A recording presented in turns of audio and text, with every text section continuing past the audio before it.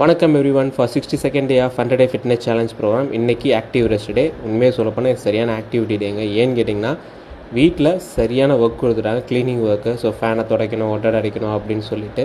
So அதனாலே பார்த்தீங்கன்னா செம்ம ஒர்க் போயிட்டு இருந்தது. மார்னிங் அதனாலே என்னால் ஒர்க் அவுட் பண்ண முடியலை. அதனால தான் நான் இப்போ ஈவினிங் பண்ணியிருந்தேன். நான் ஸோ பார்த்தீங்கன்னா சூரிய நமஸ்காரம் பண்ணியிருந்தேங்க. 30 ரவுண்ட்ஸ் ஆஃப் சூரிய நமஸ்காரம் பண்ணியிருந்தேன். கண்டினியூஸாக பண்ணலை. ஃபஸ்ட்டு ஒரு 10 ரவுண்ட்ஸ் பண்ணிவிட்டு ஒரு 2 minutes பிரேக் எடுத்திருந்தேன். அகெயின் செகண்ட் 10 ரவுண்ட்ஸ் பண்ணிவிட்டு again 2 minutes break. Third 10 rounds முடிச்சதுக்கப்புறம் செஷனை ஃபினிஷ் பண்ணிவிட்டேன்.